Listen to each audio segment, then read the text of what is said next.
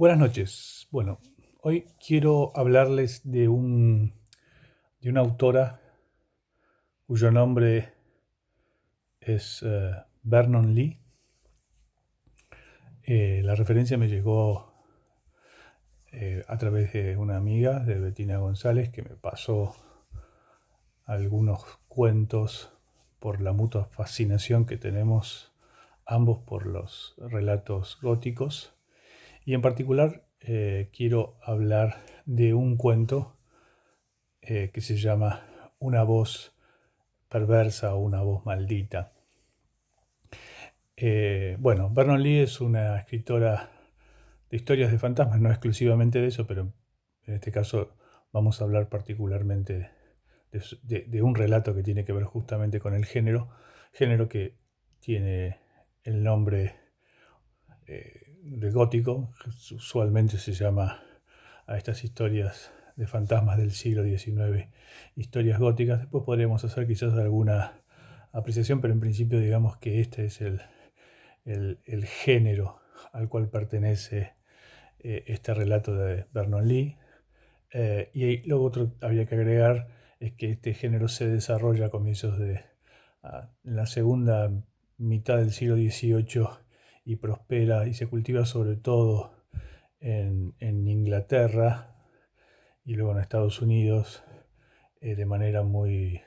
empiezan a aparecer montones de escritores, Ambrose Bierce, bueno, escritores que escriben relatos, Poe mismo obviamente, que escriben relatos de terror, del gótico, para ser más preciso. Una diferencia entre el gótico y el terror es que, a mi modesto entender, el terror engloba una cuestión más de los sentimientos y de cierto aspecto de, de la, de la trama, digamos, del efecto de la trama. Y en el caso del gótico, el constructo está armado más que nada por la atmósfera, digamos, del relato. Puede haber cuentos góticos donde no haya fantasmas y realmente funcionar como textos góticos. Quizás esos textos se relacionan con otra corriente literaria que se llamó el decadentismo y que también tiene muchos puntos de contacto. Si hablaba de que los relatos góticos aparecen básicamente en Inglaterra o en el mundo sajón, deberíamos decir también que Francia también tiene muchos ejemplos de literatura gótica de ese periodo, ¿no? Estamos hablando del siglo XIX. Y por supuesto estamos hablando de la actualidad que en ese periodo tiene también el romanticismo, ¿no? No habría un gótico, creo yo, si no existiera, si no hubiera existido el romanticismo.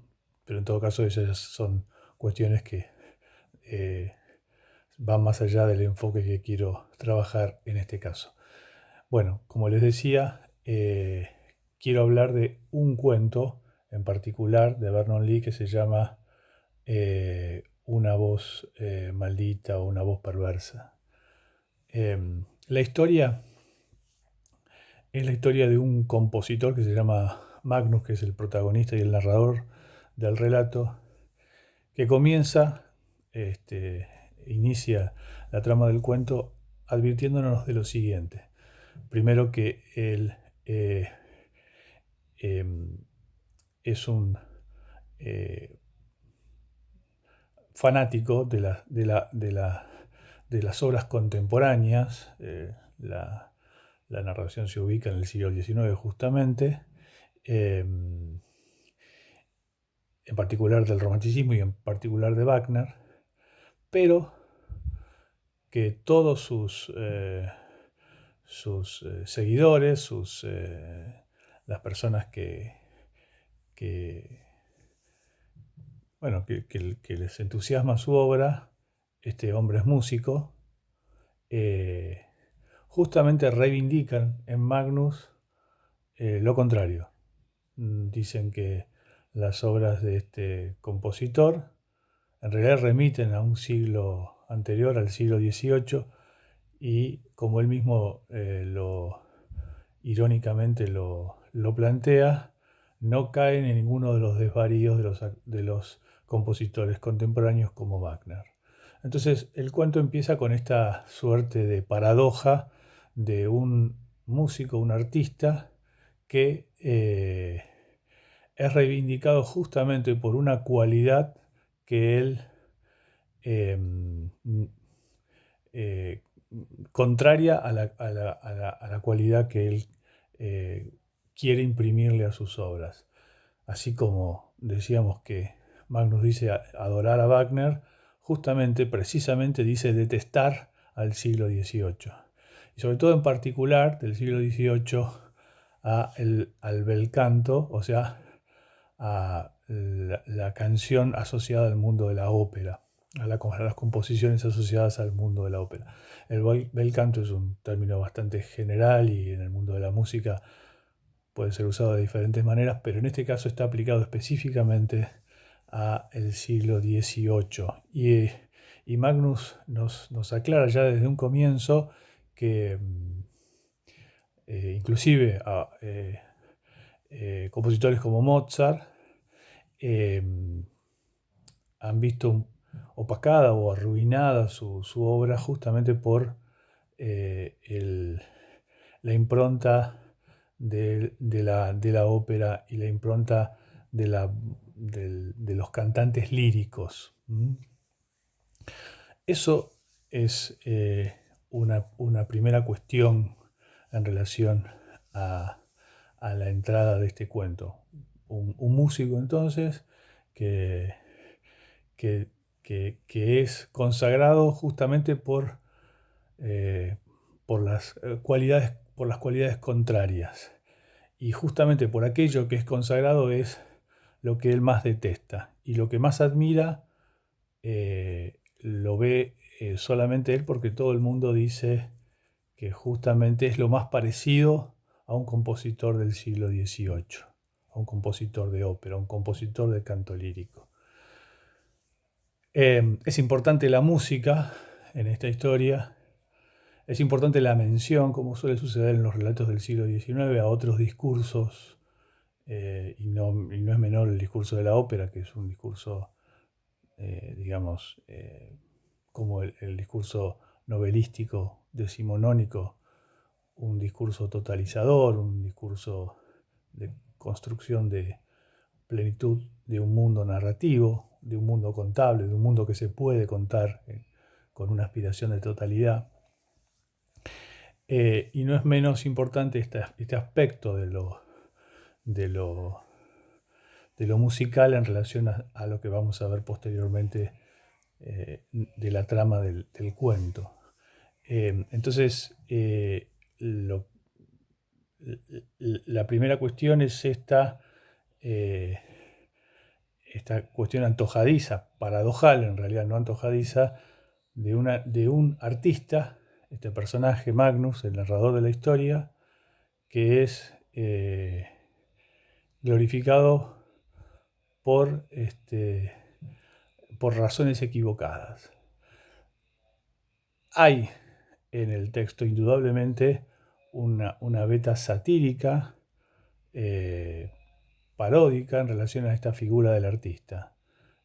Ya no solamente Magnus, sino esta figura del artista como el genio incomprendido, ¿no? Que también, digamos, tiene que ver con ciertas cuestiones del periodo, del romanticismo, la figura, la construcción del genio creador propia del artista romántico,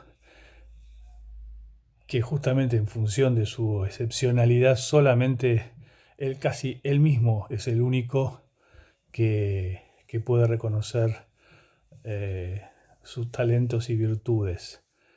Pero en este caso las virtudes se le reconocen, solo que, insisto, las virtudes que se le reconocen son las que él no quisiera, son por las que él no quisiera ser reconocido. Hay también un aspecto interesante en esta cuestión de el artista sometido ya a los espectadores, al público, y por qué no decirlo, aunque el texto no lo dice de esa forma, al mercado, al gusto del mercado, que es lo que sus oyentes o los seguidores de su obra esperan encontrar y qué es lo que él quiere que encuentren. Pero él dice algo más también en relación a eso. Todavía esto podría quedar en términos de la incomprensión, pero él dice algo más. En el comienzo de la historia, sin que nosotros tengamos demasiada pista de a qué se está refiriendo, dice que está embrujado. Dice que su arte,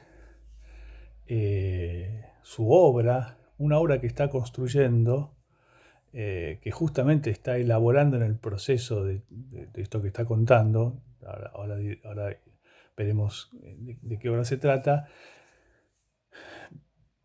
ese proceso de construcción se manifiesta a través de este embrujo, este influjo al que se ve sometido. Y este influjo al que se ve sometido es justamente el influjo de una voz que, según dice él mismo, lo posee y que no domina.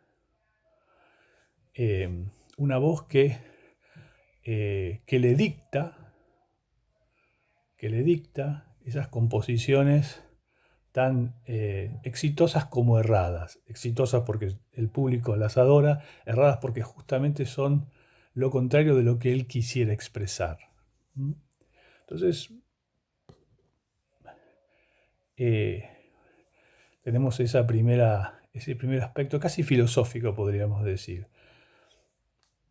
Esta idea de la voz, de todas maneras, ya nos mete en otro lugar. Repito, esta cuestión del embrujo o del influjo. De alguna forma, adelantándonos varios pasos a la historia, pero no estamos acá para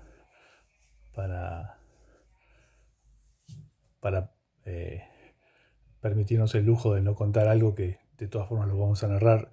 No seguimos el procedimiento propio del cuento, de la expectativa que genera leer una historia. Lo que tenemos que decir es que efectivamente Magnus se siente poseído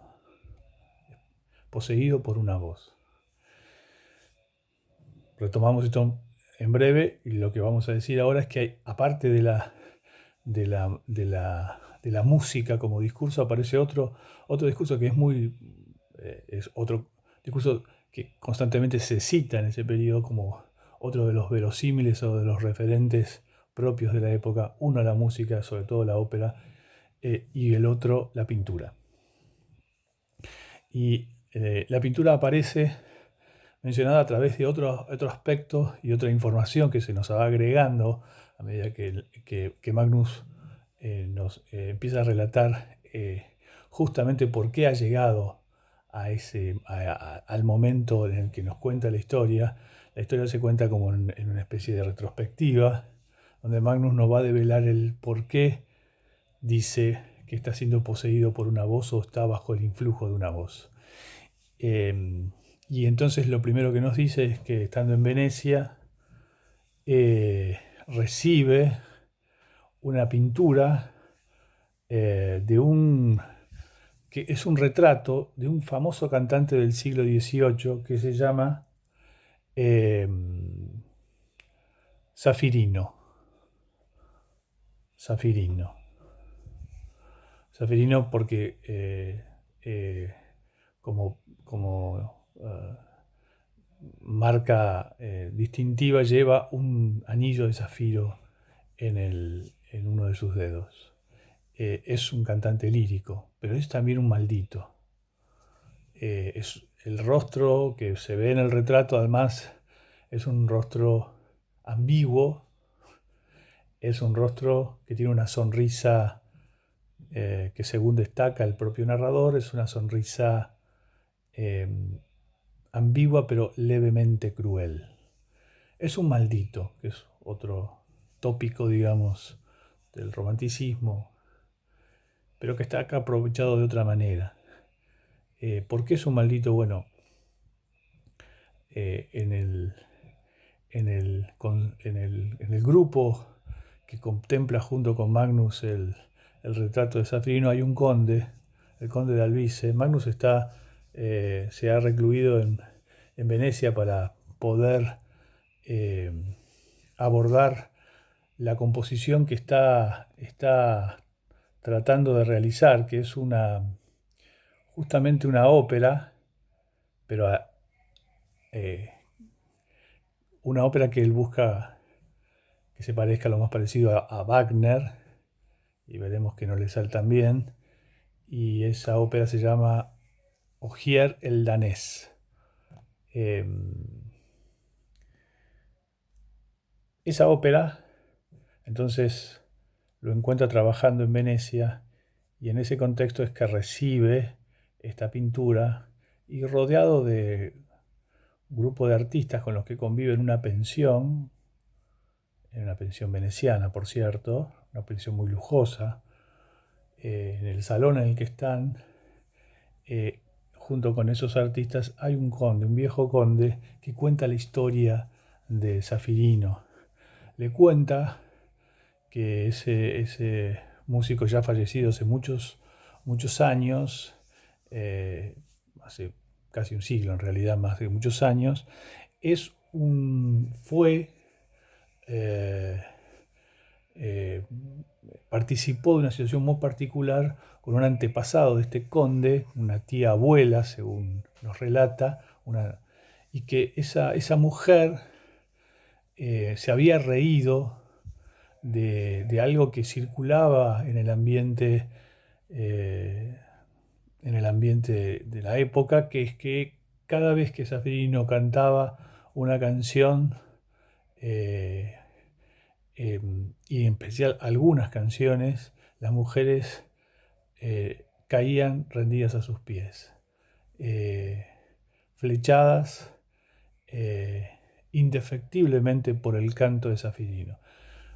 La tía abuela de este conde, jura que jamás a ella le va a pasar eso.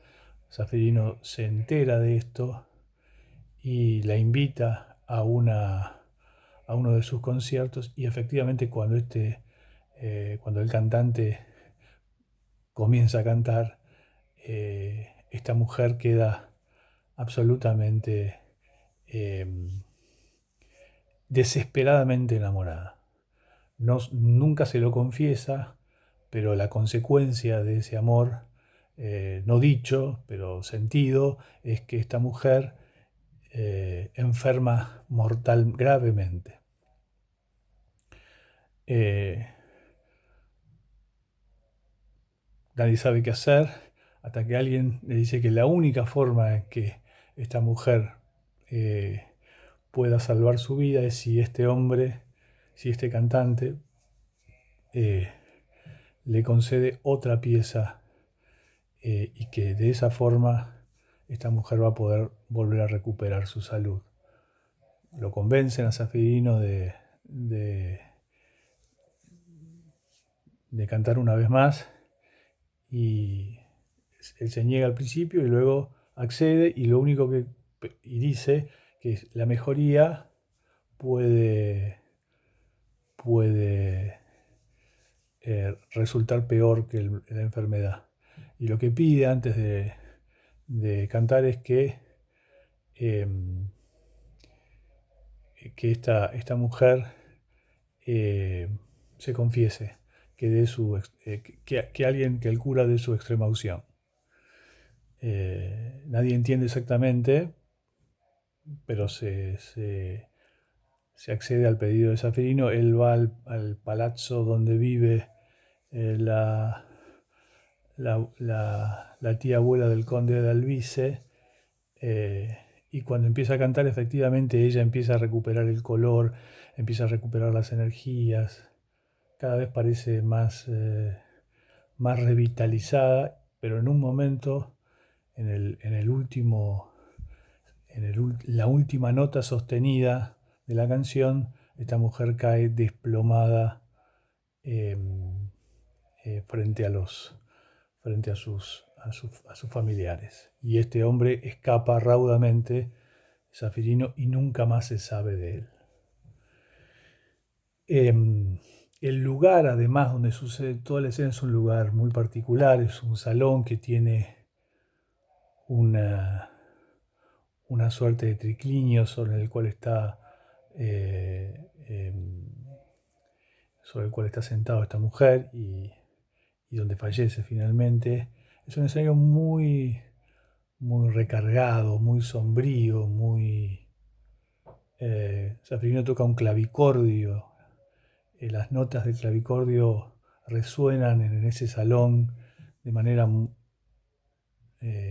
particular, entre lúgubre y, y de una manera muy arrebatadora. Toda la escena parece construida casi como si fuera una suerte de sueño que se estuviera contando, que estuviera contando el conde de Alvise, y cuando termina su relato, el narrador queda profundamente impresionado por esa historia, al punto tal que decide no darle mayor importancia, inclusive bromea sobre si esa historia es real o no. Hay que marcar también otra cuestión en relación al, al aspecto, a este aspecto de pugna entre siglo XIX y siglo XVIII, y esta sensación de asco que le produce a Magnus el siglo anterior.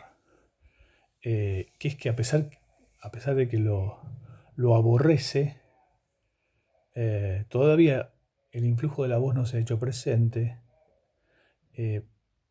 A pesar de que lo aborrece, digo, se convierte, o es, dicho por él mismo, un gran coleccionista de las obras del siglo XVIII.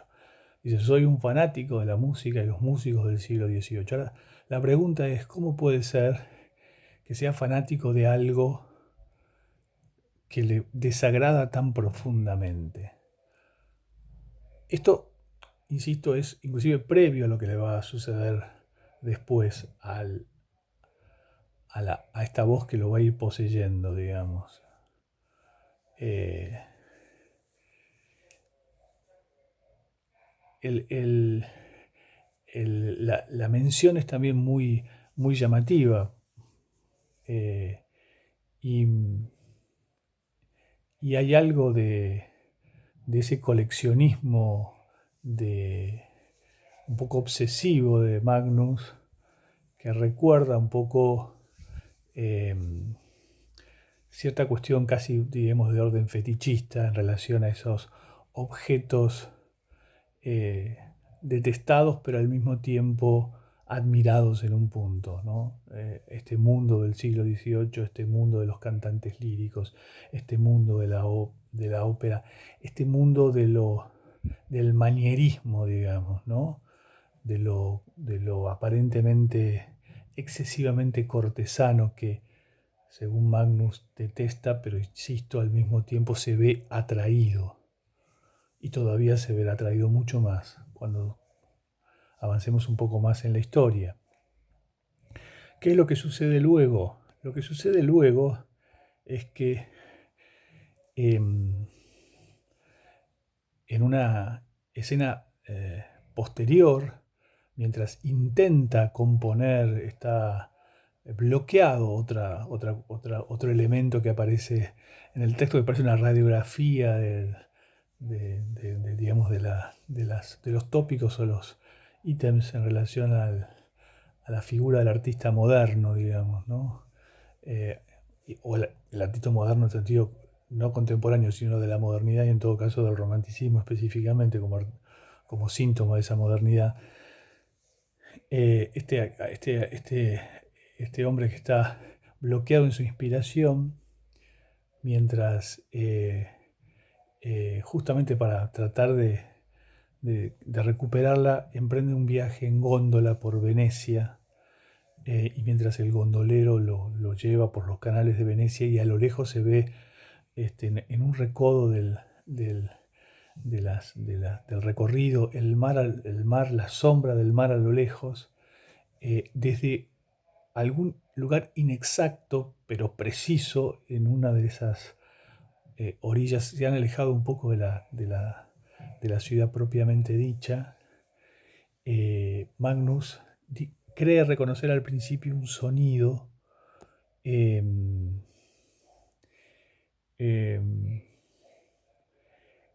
y ese sonido de golpe se vuelve el sonido de una voz que canta, de una voz que canta de una manera al mismo tiempo absolutamente, digamos, una voz que está esparcida en el aire, que no sabe exactamente cuál es es una voz que la trae el viento, pero que es una voz inconfundible, de una belleza inconfundible, de una belleza eh, arrebatadora, eh, que lo incomoda profundamente. Le pide al gondolero que lo lleve de nuevo a la ciudad, va a la Piazza San Marcos, se va al- va a un café, pide, pide aturdirse en el ruido de la ciudad para olvidar esa voz. Pero esa voz no lo abandona. Es la primera vez que se presenta y se presentará 4 veces más en la historia. Una vez más, mientras mientras retoma, vuelve a su pensión, intenta eh, retomar el trabajo de la composición de su ópera, Ogier el danés, eh, y, cuando, y cuando está reclinado sobre su escritorio tratando de componer la música, porque el guión ya lo tiene, según se nos cuenta en la historia, nuevamente eh, se asoma porque hay un barco que lleva unos músicos eh, y que ese barco se acerca hacia un hotel y las personas que están en el hotel se asoman al balcón y piden a este barco en el cual navegan estos músicos que le canten canciones populares. Y empiezan a cantar una, empiezan a cantar otra, y en el medio de esos cantos de golpe aparece nuevamente, de manera inconfundible, no solo para él, sino también para los otros, para los que están en la pensión, una voz de una belleza arrebatadora. Eh, Esto último hace que, que decide que Magnus abandone la ciudad. Al día siguiente todavía se comenta quién podría ser el que el cantante o el gondolero que, que tenía esa voz tan cautivadora, tan eh, arrebatadora, tan extraña. Eh, pero Magnus decide eh, irse de Venecia hacia Padua, aconsejado por el conde que habíamos mencionado antes, que le ruega que por favor, que lo ve mal, y que vaya a su villa en Mistra, donde está su hijo, y que pase un tiempo ahí para despejar un poco su cabeza y su humor. Eh, Magnus accede y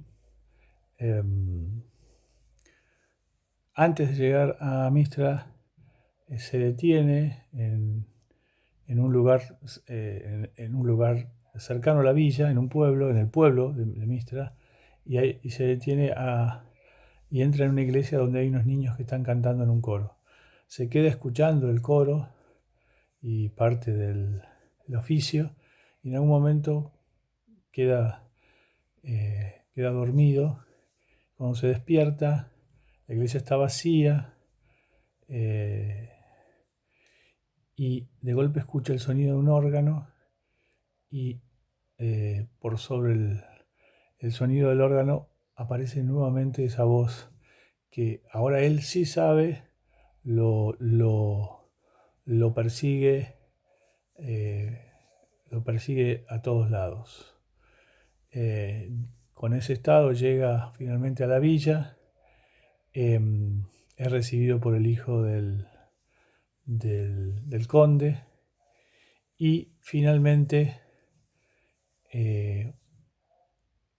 una noche, mientras se asoma al balcón, es una noche de verano, hace mucho calor, hay mosquitos, le han pedido que por favor no se asome porque los mosquitos transmiten malaria y podría caer presa de la fiebre, y en su estado tan delicado no sería conveniente que se volviera a enfermar o que se enfermara más.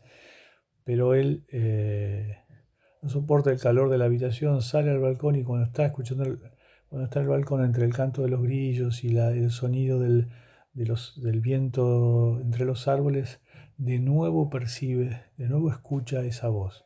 Y acá sí es momento de indicar cómo es esa voz. Aparece varias veces mencionada de formas diferentes. Elijo una de las menciones que se hacen, pero todas apuntan más o menos a este mismo sentido. Dice: el murmullo de una voz se elevó desde el centro de las aguas, un hilo de sonido fino como un rayo de luna, apenas audible pero exquisito, que se expandió lenta, imperceptiblemente, tomando volumen y cuerpo, haciéndose carne, casi, y fuego, de una cualidad inefable, plena, apasionada, pero velada, por así decirlo, por un envoltorio sutil y aterciopelado. Eh, Dos rasgos que aparecen en todas las descripciones, digamos, precedentes y de esta. eh, las anteriores, a eso me refiero, varían, o no es la misma descripción, pero todas apuntan exactamente a lo mismo, a esta idea de algo que parece al mismo tiempo evanescente y definitivamente eh, presente, suave y al mismo tiempo eh, incisivo o incisiva, ¿no? Eh, Bien. Eh,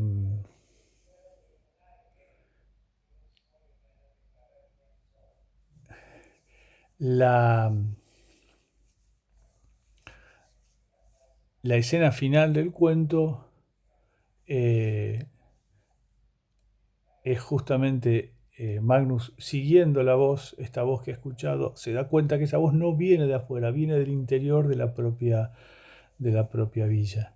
Y cuando empieza a vagar por los corredores de esa casa a oscuras, entra en una habitación, y cuando entra recuerda un sueño que tuvo, pero que es un sueño suscitado por la descripción que hace el conde de Alvis de ese mismo recinto. Y efectivamente se encuentra en el mismo lugar en el cual el antepasado el antepasado de la tía abuela del conde murió a manos, no a manos, en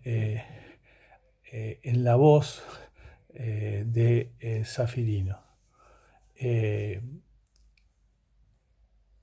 La escena es exactamente, reproduce, digamos, la escena del relato y la escena del sueño que él tuvo, y en el final de esa escena, nuevamente esta mujer muere, él trata de rescatarla y finalmente, enloquecido, sale de la villa, y lo tienen que encontrar al día siguiente, eh, aparentemente tiritando de fiebre.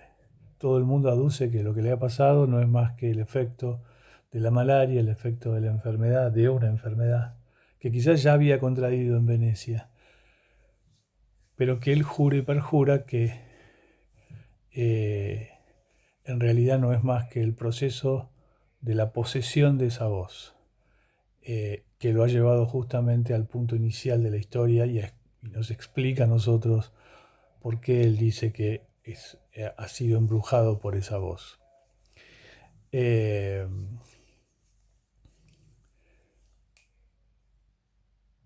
Esto en términos generales, la historia. digamos, los efectos o los recursos que se proponen o que propone Vernon Lee en este relato. Por ahí nos restaría agregar dos cositas más. Una es una mención al contenido, a la narración de este guión de Ogier el danés. En un momento Magnus nos dice que nos cuenta de qué trata esa historia. Dice: repasé una y otra vez esa vieja leyenda nórdica, como durante sus andanzas de regreso a casa desde Tierra Santa, el paladín Ogier, uno de los caballeros de Carlomagno, fue engañado por las artes de una hechicera, la misma que en sus días raptó al gran emperador César. Lo mantuvo como esclavo y le dio un hijo, el rey Oberón. Como Ogier permaneció en esa isla tan solo un día y una noche, y aún así al volver a su reino lo encontró todo cambiado, sus amigos muertos, su familia destronada, y ni un solo hombre que reconociera su rostro, hasta que al final, mientras vagaba de aquí para allá como un mendigo, un pobre juglar se compadeció de su sufrimiento y le dio lo único que podía darle: una canción, la canción de las proezas de un héroe muerto hace cientos de años, el paladín Ogier el danés. El relato, este pequeño relato dentro del relato, que es un recurso también muchas veces muy propio, digamos, no de muchos, pero sí de un tipo de cuento de finales del siglo XIX, no necesariamente góticos, pero sí este efecto como de caja china, de cuento que enmarcado dentro de otro cuento, digamos, que en este caso no necesariamente hace referencia al aspecto literalmente, porque Ogier no está siendo cautivado por ninguna voz, pero sí el efecto de cierta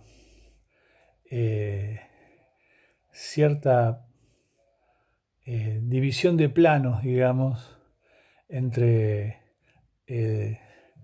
lo que podríamos llamar lo real de la narración y lo fantasiado, o lo real de la narración y ese otro mundo, la hipótesis de dos tiempos diferentes, digamos. En el caso del guión de Ogier el danés, cuestión que no se plantea de la misma forma en la trama principal, pero que esa voz que es canto, esa voz encantada, esa voz que encanta a Magnus, lo hace vivir también en una suerte de doble presencia, de doble mundo, digamos. El mundo inclusive en una suerte de figura doble para con él mismo, ¿no? O sea, el músico reputado y glorioso, y al mismo tiempo el maldito, ¿no? Maldito de forma diferente, pero al mismo tiempo parecido a ese otro maldito que es Zafirino en la historia.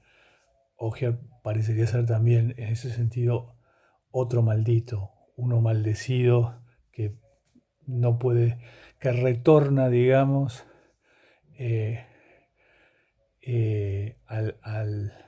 al mundo de a su lugar de origen, para descubrir que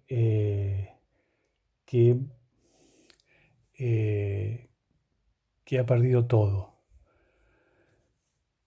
El detalle en el guión de la ópera o de la obra de Magnus es que Ogier solo permaneció un día, y cuando vuelve, ese tiempo se ha expandido, se ha vuelto, o al revés, ese día ha sido concentrado en la dimensión de muchos otros años, cuando cuando Ogier regresa a su hogar. Esta ambigüedad con el tiempo, insisto, que no rebota necesariamente en el relato principal, pero que tiene como un eco. No siempre en un cuento está bien, no sé si es que está bien y que está mal, pero no siempre todo tiene que ser tan simétrico, digamos. ¿Qué quiero decir con esto? Que esta historia no necesariamente debería repetir la otra o enunciar la otra, sino que más bien la alude por un efecto también de lo que podríamos llamar un proceso mágico, digamos, de dos maneras de dos maneras de dos aspectos de la duración del tiempo, digamos, ¿no? Contrapuestas o superpuestas. Un día que son muchos años que es un día. Bueno, este mismo procedimiento lo encontramos en otro relato. Me vienen a la cabeza en realidad dos relatos. Uno es un relato de un periodista y escritor americano, pero que en realidad se radicó en Japón, que se llama Lafcadio Hearn, y el hijo de diplomáticos. Estoy pensando ahora si es americano o inglés. Ahora no lo tengo tan claro, pero en todo caso, un occidental que se radicó en Japón en el siglo XIX, cuando Japón todavía era un mundo absolutamente cerrado y abroquelado. Y es un cuento que se llama Urashima. Lafcadio Hearn lo que hizo fue, digamos, eh, reactualizar ciertas leyendas, adaptar inclusive ciertas leyendas de, de relatos folclóricos de la región. Y este cuento Urashima justamente alude casi en su trama literalmente a lo que cuenta Ogier el danés, y hay otros ejemplos de esto. No es que ni lo que plantea Vernon Lee en ese fragmento del cuento, ni lo que plantea Lafcadio Kearns con esta leyenda sean recursos tan novedosos. De hecho, bueno, esto es una leyenda, o sea que el recurso viene de hace mucho. Pero hay muchos otros textos, son simplemente los que me vienen a mí a la cabeza en este momento. Y Urashima es justamente la historia de un pastor que una noche, no un pastor, un pescador, perdón, que una noche es invitado por la hija del mar a pasar una noche con ella. Ella le ruega que pase esa única noche con ella. Y cuando, primero él se niega, y cuando él accede y vuelve al otro día a la orilla y regresa a su pueblo, se encuentra que no hay nadie, que todos han desaparecido y que la gente que está no es la gente que él conoció. No reconoce su casa, no. Entonces pasó un anciano, dice, muy, muy mayor. Oh anciano, sollozó el pescador, has visto ya muchos días, has visto pasar ya muchos días. ¿Sabes algo de Urashima? En este lugar nació y creció. El anciano entonces respondió, hubo alguien con ese nombre. Pero señor, hace muchos años que se ahogó. Mi abuelo apenas lo recordaba cuando yo no era más que un niño. Mi buen desconocido, eso sucedió hace muchos, muchos años. Urashima preguntó, ¿está muerto? Nadie más muerto que él. Sus hijos han muerto y los hijos de estos están muertos también. Buen día a ti, extranjero. Bueno, la trama es la misma, aunque el contexto es muy distinto, ¿no? Esto es una leyenda que no alude a no es un relato enmarcado dentro de otro,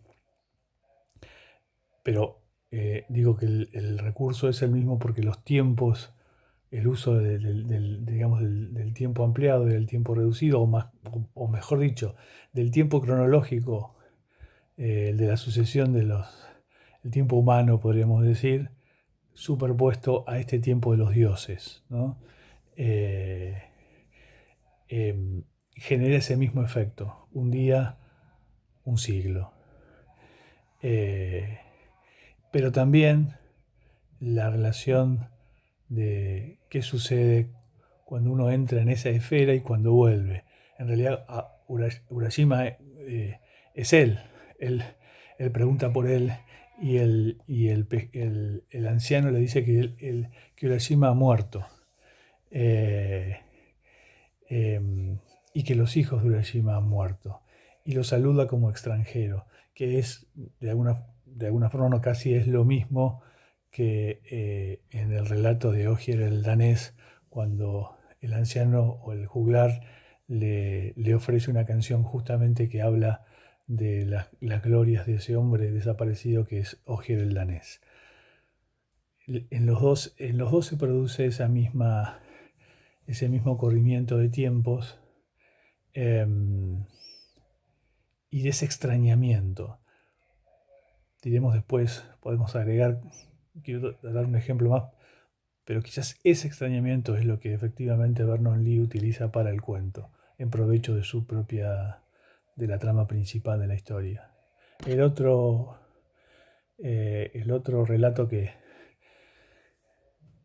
tiene algo que ver con esto, espero que tengan algo más que algo, pero bueno, yo creo que sí, que tiene mucho que ver con esto. Es un relato popular que es La Bella Durmiente. Hay varias versiones de La Bella Durmiente, pero en todas o en casi todas, hasta donde yo sé, inclusive la de Walt Disney, aparece esta escena que de hecho en la que voy a leer ahora, que es la que transcribieron los hermanos Wilhelm y Jacob Grimm. Jacob Grimm, los hermanos Grimm básicamente. En esta versión se pone especial atención justamente a la cuestión, ya no del tiempo, pero asociado al tiempo, que es el sueño. Nuevamente el juego entre dos planos. Dice, en cuanto la Bella Durmiente sintió el pinchazo, cayó sobre una cama que estaba allí y entró en un profundo sueño. Y ese sueño se hizo extensivo para todo el territorio del palacio.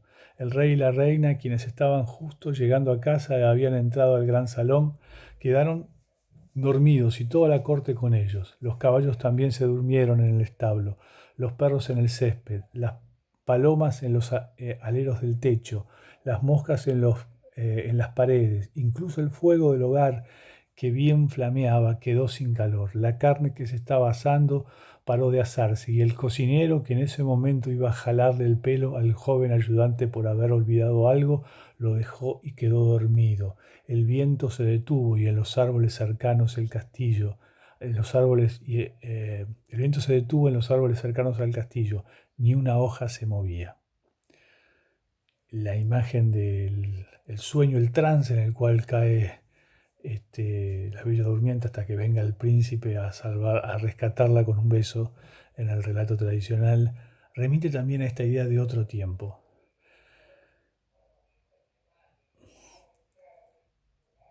Otro tiempo, otro momento, que no es un momento, en este caso es un sueño, pero es un sueño que nos lleva a otra dimensión, a algo que se acerca bastante al mundo de los dioses, de la leyenda y del relato de Ogier el danés.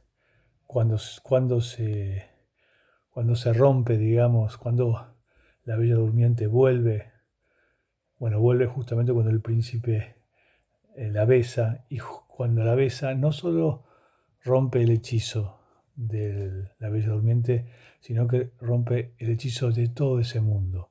Luego descendieron juntos y el rey se despertó, y la reina y toda la corte, y se miraban unos a otros con ojos atónitos, y los caballos se levantaron en el patio, los perros de casa saltaron meneando el rabo, las palomas en el tejado sacaron la cabeza debajo del ala, miraron a su alrededor y volvieron en dirección al campo. Las moscas siguieron arrastrándose en la pared. El fuego en la cocina se enderezó y llamó e hizo la comida. El asado comenzó de nuevo a asarse y el cocinero le dio al pinche una bofetada que lo hizo gritar, y la sirvienta desplumó al gallo. Este mundo vuelve a ser restituido en el caso de la Bella Durmiente, es un mundo sin pérdida, a diferencia del de la leyenda de Urashima y al cuento de Ojir el danés. En Urashima, esa pérdida está redimida en realidad por la muerte, porque el personaje finalmente muere. En el relato de Vernon Lee, esa pérdida queda en el campo de la extrañeza, en el campo de esa, esa decisión que esa voz que canta hace en la, en la impresión del personaje. Porque cuando esa voz aparece, todo parece confluir en esa voz, todo parece, el mundo alrededor parece detenerse, y lo único que tiene el privilegio de lo existente es esa voz. Y además esa voz justamente es lo que hace que al final del cuento eh, entendamos que, que Magnus está preso de esa voz y que no es realmente, casi uno podría decir, él el que narra la historia, sino esa voz que lo ha poseído, lo cual es verdaderamente inquietante. Bueno, muchas gracias.